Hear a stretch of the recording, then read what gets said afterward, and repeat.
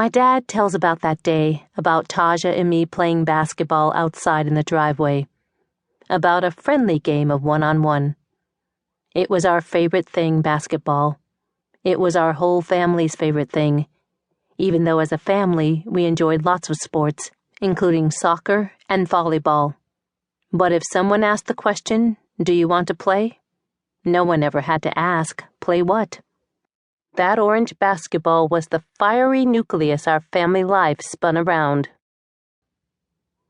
It's almost like there's a basketball gene that our parents passed down to their children.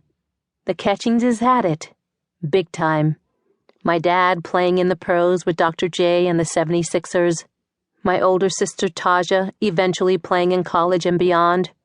And my older brother Kenyon playing on his high school team until his dreams for the game were cut short by illness. But more than any of them, I was bound and determined to be a basketball player. Even as a young girl, I knew basketball was going to be my game. And no, it wasn't that I had lucky genes. A lot of people have physical ability to play, height and agility, but to play well at a high level requires more. Intensity, desire, passion, focus, determination, hard work. Back then, at the age of 9, I didn't have the physique for the game. Not yet. I was small, but really because of my slouching to blend in. And not only that, I couldn't hear very well. I'd been born with moderate to severe hearing loss. But so what if I was skinny and short and couldn't hear much?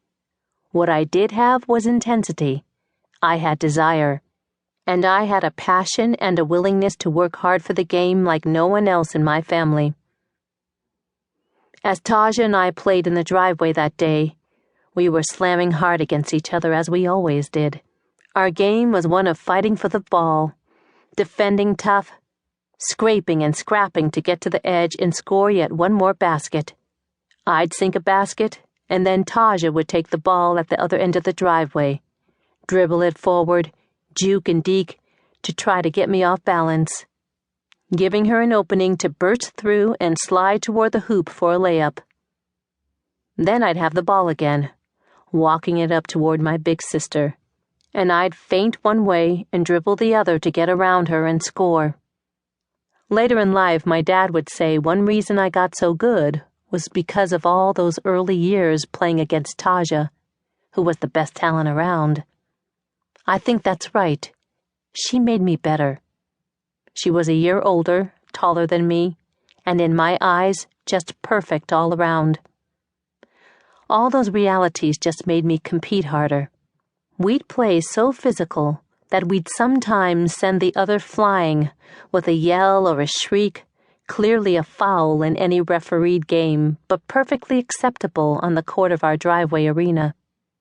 We'd scrape an arm or a knee, wipe off a little blood, and start playing again, yelling and taunting and at times screaming at each other. My dad tells about that day, how the yelling and screaming got to be too much for him. He could tell we were playing each other hard. He knew there'd been some blood. He'd heard one scream too many. He walked out on that porch and yelled, "That's enough." We froze in our tracks.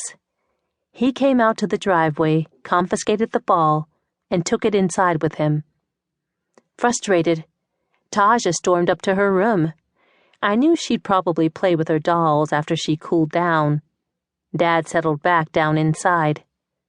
Sometime later, as Dad tells it, he looked up from his paper and realized Taja had come into the house, but I hadn't. Where's Tamika, he thought. Looking outside, he saw me still in the driveway, and there I was playing with an imaginary basketball. He watched me dribble my invisible ball behind my back, through my legs, then toward the basket, where I'd launch myself for an imaginary layup.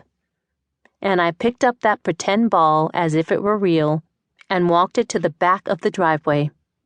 And I'd start all over, dribbling, dodging an imaginary player so I could get free, jump, and shoot my imaginary ball for an imaginary three-pointer from beyond an imaginary arc.